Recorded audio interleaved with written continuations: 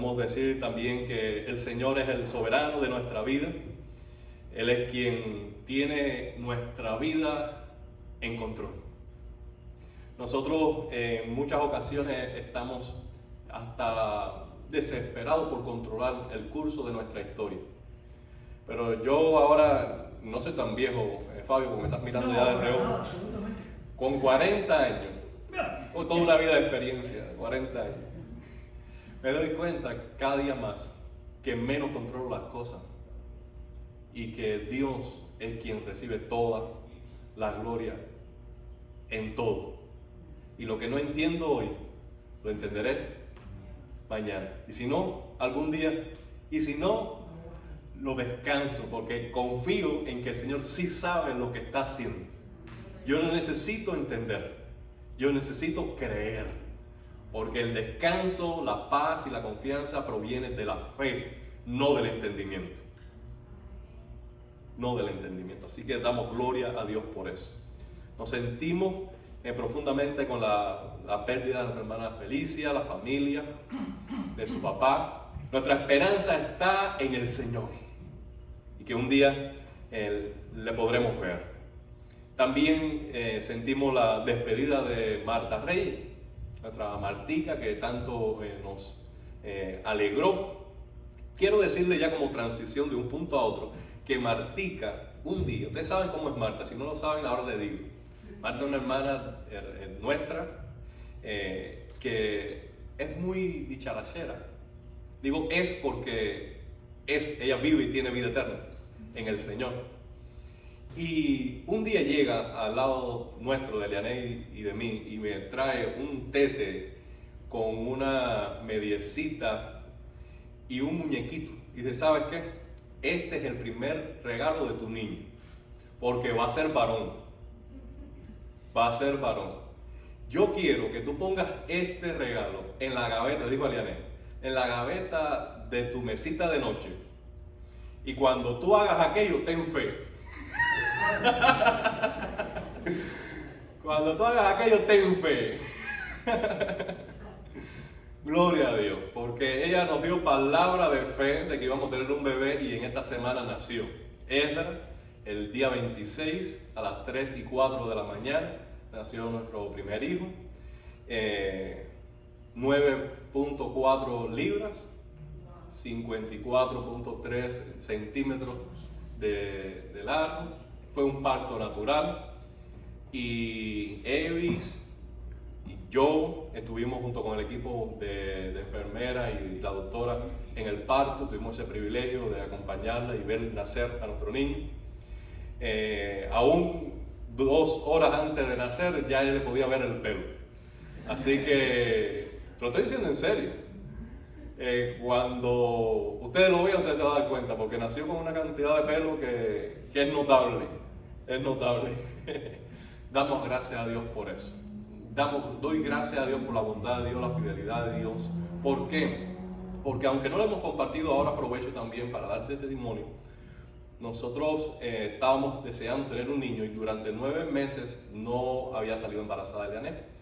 En enero de este año, cuando usualmente hacemos la campaña de ayuno y oración, yo escuché un mensaje de David Platt. Y David Platt, en ese mensaje, estaba diciendo, vamos a tener el tiempo de ayuno, pero escriba específicamente metas espirituales para tu ayuno. No ayunes solamente en forma general para acercarte a Dios, sino pon metas específicas.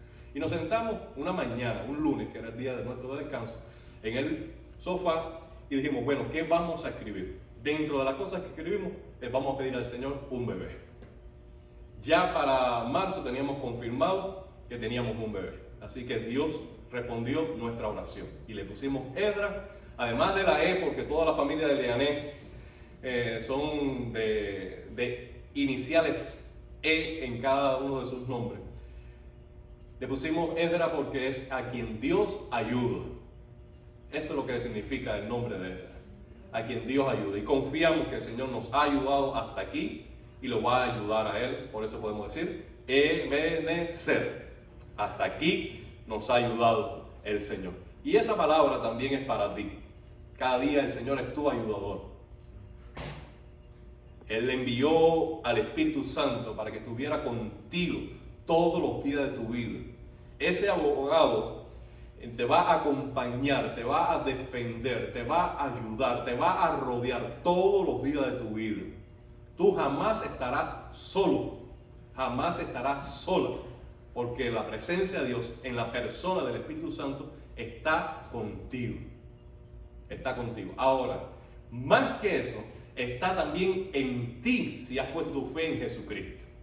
Así que tu espíritu, el Espíritu de Dios y tu espíritu van a crear una intimidad en dependencia al acceso que tú le des a tu alma, que de pronto tú no vas a saber si esto que estás sintiendo ya es una idea tuya o es del Señor, porque esto viene ya junto en que la mente, la palabra, el sentir del Señor viene a ser carne en tu corazón. De manera que a veces ya tú va a llegar el momento, porque tienes el Espíritu, que tú no tienes un versículo específico para una situación determinada, pero tienes el testimonio del Espíritu en tu corazón que te está diciendo, hijo mío, es por aquí. Es por aquí, porque el Espíritu está en ti como ayudador. Entonces confía en el Señor siempre, cualquiera que sea tu circunstancia, cualquiera que sea tu dificultad, la necesidad o problema, cualquiera que sea el conflicto, la montaña que se levante delante de ti. Te digo como introducción a este mensaje, no tiene que ver con el mensaje, pero creo que debo decirlo para ti. Confía en el Señor, porque en el Señor está nuestra fortaleza. ¿Puedes decir amén? Amén. Amén. En la Reforma nosotros recibimos como herencia 5 solas. Solo Cristo, solo por gracia, solo por fe, solo a Dios la gloria. Y hoy voy a estar hablando la primera que crea el fundamento de todas ellas, que es sola Escritura. Estas son máximas que ayudaban a la fe de esos cristianos a clarificar su norte espiritual. 5 solas. Y vamos a hablar hoy de la Escritura, y los próximos 2 domingos, si el Señor lo permite, hablaremos en par de las otras 2. Le consulté a Justin y Justin me dio el visto bueno, y esto es lo que vamos a hacer. Creo que después de esto vamos a nosotros a tener una renovación del fundamento de nuestra confianza, de quiénes somos, quién nos distingue como evangélicos. Nosotros a veces estamos hablando del evangelio y la persona dice, pero ¿tú quién eres? ¿Tú eres protestante? Y las personas saben o sabían en un tiempo distinguir entre la fe protestante y la fe católica. Pero hoy en día, donde vemos un resurgir del catolicismo y la figura del Papa como una figura política de influencia internacional, y vemos a la par de esto un movimiento mundano, cósmico, es decir, universal, en que se están uniendo las grandes corporaciones para traer una ideología, no solo de género, sino también naturalista, materialista, consumista, ateísta. Todo este mundo secular se está armando con mucho poder económico y mucha influencia a través de los medios sociales, hermanado entonces de la legitimización de del mundo católico. Es decir, el mundo católico entonces le da legitimidad a ese movimiento para que junto con 2 frentes, político y económico, y por otro lado, católico y religioso, van a avanzar en contra de la iglesia en el final de los tiempos. Estos son tiempos proféticos, tiempos de cumplimiento de la palabra del Señor. Y creo que nosotros debemos rescatar el movimiento de la Reforma como un distintivo evangélico que nos distancia del mundo y nos distancia de la religiosidad no evangélica, para definirnos en un mundo donde hay mucha confusión. ¿Me siguen? ¿Tiene sentido para ustedes? Entonces, vamos a las bases. Hoy, sola Escritura. ¿Qué queremos decir con esto? Bueno, queremos decir que ella es, en primer lugar, inspirada por Dios. Como más adelante hablaré de esto más en detalle, avanzaré al segundo. Queremos decir que ella está completa. Ahora, cuando decimos que la Biblia está completa, queremos decir que todo lo que Dios quería decir como norma para nuestra fe y conducta en la vida, ya Él lo dijo. Y no hay manera en que podamos añadir hoy una palabra profética a la misma altura de autoridad que ya tiene las Escrituras. Y al decir completa, quiere decir que no hay área vital, indispensable de la vida, sobre la cual Dios no haya dado su voluntad. Por tanto, tenemos en ella completa satisfacción, completa nutrición, y no necesitamos nada externo. Esto parece muy sencillo y básico, y pudiéramos decir que todos lo creemos, ¿verdad? Pero en la práctica diaria no estamos tan claros. ¿Por qué? Porque, por ejemplo, si viene alguien que tiene fervor cristiano o espiritual, que tú dices, él es cristiano, y de pronto te dice, no, yo soñé tal cosa. Y en el sueño él quiere magnificar a Dios, y él quiere decir cosas buenas de Dios, y que Dios va a hacer tal cosa, y que Dios va a proveer tal cosa, y yo soñé tal cosa, y yo lo creo. Ahora, pero si por ejemplo alguien soñara, no, yo voy a ser próspero en un negocio de licor. Yo soñé que yo era un negociante internacional comercializando licor en el mundo, y que ese dinero lo voy a usar para las misiones, y que un sueño, pero de pronto tú vas a la Biblia y tú dices, armoniza el negocio de licor con el testimonio cristiano, no embriaguez con vino, lo cual es disolución, antes bien ser lleno del Espíritu Santo. Entonces tú dices, no, por la Escritura yo entiendo que ese sueño no es de Dios, porque ella está completa y los sueños no pueden añadir algo a Dios, a lo que ya está escrito. Pero por ejemplo, puede decir que en las redes sociales se levante un supuesto apóstol que diga que tiene autoridad de Dios para dar una palabra a su pueblo, y que diga que la Escritura en un tiempo fue válida, pero que ahora él tiene una nueva revelación. ¿Has escuchado eso? Yo tengo una nueva revelación, yo soy un ungido, fulano es ungido, yo tengo una nueva revelación. Y ahí vienen los testigos de Jehová, y vienen los santos de los últimos días, y viene Catherine Kuhlman, y vienen los adventistas, que en un tiempo han tenido esas personas iluminadas, que añaden entonces, tienen la Biblia y su librito. Como que la Biblia no es suficiente, y yo tengo que tener la liturgia del Papa, o el librito de los testigos. Tengo que tener algo a la par de la Biblia que su enseñanza complete lo que la Biblia no ha dicho. Amado hermano, tenemos en la revelación, en las Escrituras, la completa información de lo que Dios quiere para nuestra forma de creer y de vivir. Por tanto, la tradición de la iglesia, la doctrina de la iglesia, el catecismo de la iglesia, no tienen la misma autoridad de la Biblia. No hay pastor evangélico, pastor bautista, no hay nadie que pueda añadir a lo que ya está dicho. Mi mensaje de hoy, esto que estoy diciendo, si no está en armonía con las Escrituras, tampoco sirve de nada, porque mi posición como pastor no me da a mí ningún derecho, ni ninguna autoridad, ni ningún privilegio sobrenatural para decir que mi consejo, mi palabra está a la par a la Escritura. Si algo bueno puedo decir hoy, si algo bueno alguien te puede enseñar, es porque repite como una cotorra lo que escrito está. Si alguien se mueve de eso, pierde toda autoridad y respaldo del cielo. Lo demás que queremos decir es que esta Biblia también es inerrante. Han salido libros y libros y libros queriendo desmentir la Biblia, encontrar errores en la Biblia. Los errores que dicen que hay en la Biblia, primero, no tienen nada que ver en cuanto a los asuntos más importantes de la vida. De quién es Dios, quién es el hombre y cómo el hombre puede reconciliarse con él.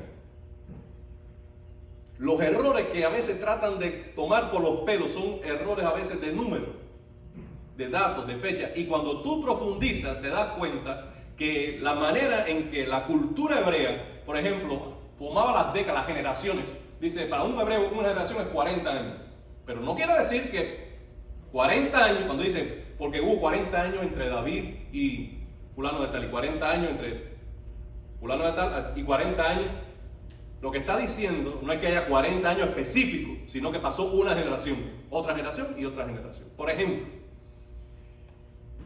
y esa manera de contar los años no es lo mismo que lo hacemos nosotros.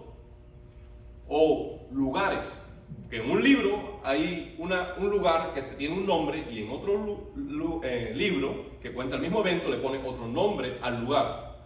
Amado hermano, ¿cuántas calles aquí en Miami tienen dos nombres? Simplemente para decirle, hay un lugar que los nombran por los que vivían allí anterior y otro por aquellos que los poseyeron y le pusieron un nuevo nombre. Cosas tan insignificantes como esa es la que entretiene al mundo ateo para decir que la Biblia tiene error. Se cuelan el camello para tragarse un mosquito. ¿Por qué? Porque ellos, en vez de ocuparse de que tenemos que dar cuenta ante un Dios santo y reconciliarse con Él por medio de la fe en Cristo, están entretenidos entre las piedrecitas y las hojitas y las sombritas en la Biblia. Porque les conviene estar entretenidos con esto antes de enfrentar las consecuencias graves de sus pecados. Pero para nosotros, la Biblia es inerrante. No contiene error. Y punto. No contiene error. El día en que nosotros podamos decir, ¿sabes qué? La Biblia no tiene error de aquí, aquí, acá, acá, pero este capítulo, mira, realmente aquí se demostró que el día que nosotros digamos que eso es cierto, que un versículo de la Biblia tiene un error, se derrumba toda la autoridad de toda la Biblia. Así fue como cayó el cristianismo en Europa. Cuando en el siglo XIX comenzaron a acercarse a la Biblia de una manera atea, desechando algunos fragmentos de las Escrituras y aceptando otros, diciendo esto es palabra de Dios porque lo dijo Dios, pero esto no es palabra de Dios porque es un diálogo entre dos hombres. Y empezaron a diferenciar entre diálogo, conversaciones, historias, y se quedaron con solamente un remanente de la Escritura y decimos, bueno, esto es lo que no tiene error porque esto lo dijo Dios. ¿Sabe qué? El día en que creyeron eso, se derrumbó todo el fundamento de la fe cristiana. Por eso, hoy seguimos defendiendo. La Biblia es inerrante. La Biblia es infalible. No falla. Y la Biblia tiene autoridad suprema. Vamos a avanzar y quiero compartir con ustedes este versículo. Dado estas suposiciones, ya estas tesis en cuanto a lo que creemos de la Biblia, podemos leer entonces algunos versículos. El primero de ellos es Isaías capítulo 8. Versículo 20. Dice así el profeta: aténganse a la ley y al testimonio. Para quienes no se atengan a esto, no habrá un amanecer. Ley es lo que los hebreos llamaban a los primeros 5 libros de la Biblia. ¿Cuáles son? Génesis, Éxodo, Levítico, Número y Deuteronomio. Son los 5 libros escritos por Moisés. Eso es la ley. Allí hay más que ley, pero principalmente esa palabra es normativa para la conducta. Es decir, esto es ley. Esto es ley de Jehová y hay que obedecer. Ahora, la palabra testimonio, nosotros estamos muy familiarizados porque si vamos a la corte allí va a haber testigos. Y los testigos son aquellos que han presenciado un evento y están bajo juramento de decir la verdad para narrar lo ocurrido. Entonces, dice, aténganse a la ley y al testimonio. Lo que quiere decir que las Escrituras, además de ser una ley normativa, también es testimonio. ¿Pero testimonio de quién? Testimonio de Dios. Dios, que es creador del mundo. Dios, quien guía la historia. Él da testimonio de lo que es verdad. Y lo que Él dice acerca del mundo, y lo que Él dice acerca de la historia, y lo que Él dice acerca de ti, y de la relación que quiere tener contigo es verdad absoluta. Y es su testimonio que debemos creer para juzgar cómo nos conducimos en la vida. ¿Puedes decir amén? Ahora, quien no tiene en las Escrituras la ley, quien no acepta que el testimonio de Dios es verdad, amado hermano, dice el profeta, para él no habrá un amanecer. ¿Qué quiere decir? Habrá un juicio. Habrá un juicio. Nosotros tenemos la libertad de decidir creer en Dios o no, obedecer a Dios o no, pero nunca tendremos la libertad para escoger las consecuencias por nuestras acciones. Tú puedes decidir volarte una roja o no, pero tú no vas a escoger si pagar una multa o no. Tú vas a tener que pagar la multa. La multa no va a ser opcional.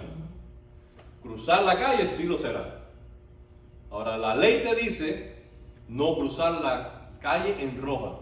La palabra de Dios te dice, ella es la ley y debemos obedecerla. Ella nos da testimonio de lo que es la verdad y debemos creerle.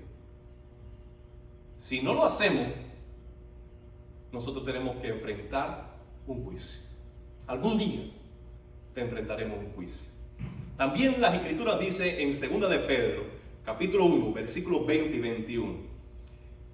Entendiendo primero esto, fíjense la prioridad que tiene las Escrituras. Esto es lo primero que deberíamos entender para crecer como cristianos. Que ninguna profecía de la Escritura es de interpretación privada. Porque nunca la profecía fue traída por voluntad humana, sino que los santos hombres de Dios hablaron siendo inspirados por el Espíritu Santo. Esa última frase, siendo inspirado por el Espíritu Santo, usted subráyala, pero hablaremos seguidamente. Vamos a atender al principio del versículo. Dice allí que ninguna profecía de las Escrituras, ningún versículo de la Biblia, ninguna palabra que diga, así dijo Jehová, puede ser de interpretación privada. ¿Qué quiere decir eso? Que nosotros no escogemos la interpretación de la Biblia. Nosotros no podemos leer la Biblia y decir, bueno, esto es lo que creo yo. Como decimos popularmente, ¿sabes qué? Tú crees lo que tú quieres, yo creo lo que yo quiero y estamos en paz unos con otros. ¿No has escuchado eso? Pues no. La Biblia dice, ¿sabes qué? No es así. Porque Dios, quien se está dando a conocer, Él es quien establece las condiciones para relacionarse contigo. Primero, porque Él es el Rey. Segundo, porque nosotros somos los que hemos quebrantado su pacto. Por tanto, Él es quien establece las condiciones para la reconciliación y Él establece las condiciones para la relación restaurada. ¿Qué le parece? Por tanto, cuando tú te acercas a la Biblia, tú no puedes interpretar lo que tú quieres. Tú tienes que tener un corazón manso y decir, habla, Señor, porque tu siervo oye. Y ese es Santiago capítulo 1, que nosotros debemos recibir la palabra de Dios con un corazón manso. Y no ser solamente oidores, sino hacedores de la palabra. Ahora, ¿por qué no podemos hacer esa interpretación privada? Dice, porque en primera instancia, quien dijo, así dijo Jehová, Él no habló lo que quiso. Él no habló cuando quiso. Él habló cuando Dios tomó la iniciativa de comunicarse con su pueblo. Por tanto, quien toma la iniciativa de hablar, quien habló, es quien puede explicarse. ¿Cuántas veces nosotros encontramos chismes, como decimos buen cubano, brete? No, porque tú dijiste que yo dije y ellos dijeron, entonces ahí se armó lo que se armó. ¿Quién sabe mejor lo que tú dijiste y el sentido de lo que tú dijiste, sino tú mismo? Cuando hay una confusión en la comunicación, qué claro es acercarse a la persona y decir, bueno, ¿qué quisiste decir? Mira, yo dije, mira, yo había entendido tal cosa, menos mal. ¿Por qué? Porque hay algo que se llama, entre el emisor y el receptor, ruido en la comunicación. Y esos ruidos de la comunicación vienen del trasfondo cultural, vienen de la circunstancia específica en que se estableció la comunicación y viene con otros filtros. Por tanto, lo que se dice no siempre es lo que se escucha. ¿Me siguen? Entonces, si Dios habla, nosotros no podemos decir, no, yo lo que entiendo es tal cosa y para mí está bien. No, tú tienes que venir al Señor y decir, Señor, ¿qué quisiste decir? Porque tú no puedes interpretar, privatizar la enseñanza bíblica, privatizar la voluntad de Dios. Tú tienes que simplemente entender lo que Dios está diciendo. Para eso tú y yo necesitamos un corazón de niño. Porque a los sencillos es quien Dios les revela su sabiduría. A los sencillos. Cuando nosotros pensamos que ya lo sabemos todo, déjame decir que no sabemos como deberíamos saber. Porque quien sabe algo en el sentido correcto está dispuesto a seguir aprendiendo. Porque el conocimiento envanece. Pero quien tiene amor por el Señor recibe edificación. Vamos adelante al siguiente versículo. Y aquí retomo la idea de la inspiración divina. Toda la escritura es inspirada por Dios. Vamos a detenernos allí. ¿Qué cosa es inspirada? Bueno, inspirada quiere decir esto. Nosotros inhalamos y expiramos. Ahora, literalmente lo que está diciendo allí es exhalamos. Lo que está diciendo allí es que la Biblia es soplo de Dios, aliento de Dios, literalmente. Y el sentido es que las escrituras, Dios las dijo, son palabra de Dios. Tú no has estado tan cerca de una persona que felizmente, con buena higiene, te llega el aliento de la otra persona. Yo estoy diciendo una cosa y ustedes están pensando otra. Porque las palabras salen con aire, como dice el gran maestro de canto Fabio Águila. La voz es el mejor de los instrumentos. ¿Por qué? Porque tú tienes aire, tenemos cuerdas y emitimos sonido. Entonces, en el corazón de Dios está su voluntad. Cuando Él habla, expresa su voluntad, pero cuando la expresa, dice de manera humana, es inspiración, es exhalación, está soplando su palabra para decir la autenticidad de lo que está escrito allí, aunque fue escrito por manos de hombres, de más de 40 escritores humanos. Eso vino del cielo. Fue Dios quien le susurró a los profetas lo que necesitaban escribir. Por tanto, las escrituras, la Biblia que hoy tenemos, tiene la misma autoridad de que si Dios hablara a tu corazón, tú escucharas de su propia boca las palabras, así de autoritativa es la Biblia. Y esa autoridad la tiene toda, desde Génesis hasta Apocalipsis, todos los libros de la Biblia tienen esa autoridad y ese origen divino. Amado hermano, cuando nosotros nos acercamos a la Biblia, estamos pisando terreno santo. Terreno santo. ¿Sientes tú ese temor, esa reverencia, ese deleite en la sacralidad, en la santidad de la Biblia? Palabra de Dios.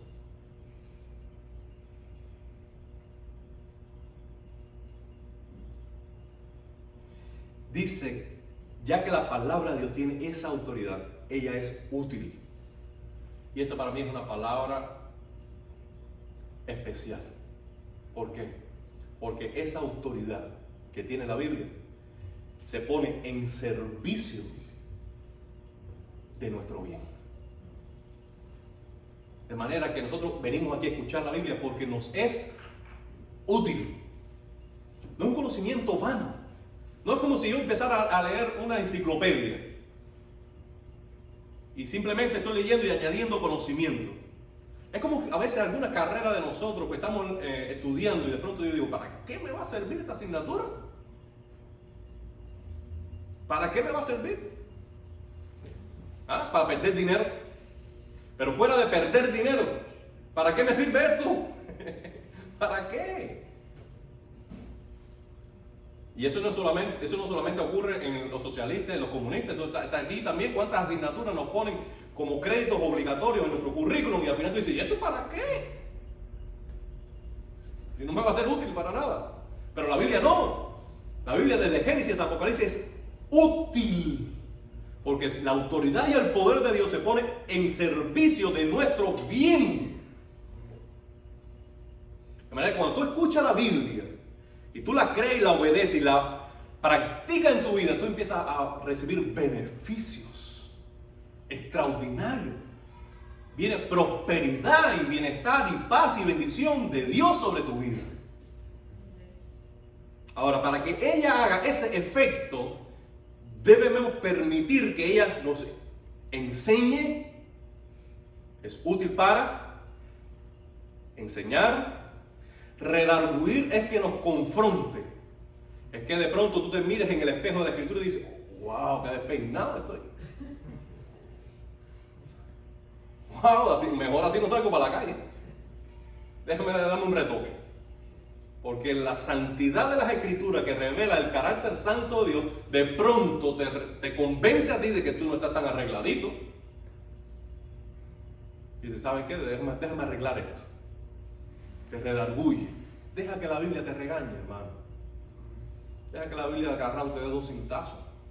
Te ponga de castigo. Deja, porque es para tu bien. No te fajes cuando un predicador te enseña algo que viene de la Escritura y te molesta, te duele. No te fajes con el predicador, no te fajes con el maestro, no te fajes con tu papá ni con tu mamá. Agacha la cabeza y dice, ¿sabes qué? Me dolió, pero tienes razón, tengo que trabajar en esto. Tengo que trabajar en mi actitud. Tengo que trabajar en estas palabras. No puedo seguir así. Deja que la Biblia te regañe, te confronte. Dice, te corrige. Eso es cambio. Tienes esto en tu vida y en lugar de eso te voy a poner esto otro. Hasta ahora tú hablas palabras vulgares, palabras de calumnia, palabras de violencia, palabras de ira. Bueno, yo voy a cambiar esas palabras por palabras que traen sal, que traen gracia, que traen edificación a los que te escuchan. Palabras de bendición, palabras de sanidad, palabras de paz. Eso es lo que hace la Biblia. Cambia. Y además de eso te instruye en justicia. Y esto es que incorpora en tu vida el carácter justo de Jesús. Nosotros no podemos crear la justicia en nuestra vida. Nosotros no podemos arreglarnos nosotros mismos. Nosotros no podemos andar tan recto en la vida que complazca a Dios por nuestro esfuerzo.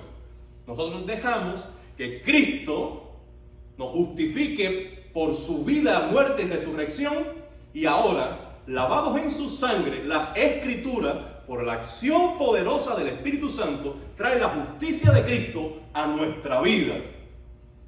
No somos perdonados por justicia personal, pero una vez perdonado, la justicia viene a nuestra vida y se encarna en nosotros. Es lo que la Biblia llama proceso de santificación, en el cual nos vamos pareciendo más y más a Cristo. Ahora, y nos parecemos a Cristo para, dice allí, esté enteramente preparado para toda buena obra. Al final, si la Biblia nos enseña, nos confronta, nos cambia y nos instruye en justicia para ser como Cristo, no es para que nosotros seamos trofeos, sino para ser siervos. Ser siervos. Porque de gracia recibimos, lo damos gratuitamente por amor también a otros. Porque para eso fuimos creados, para trabajar por el bien de otros.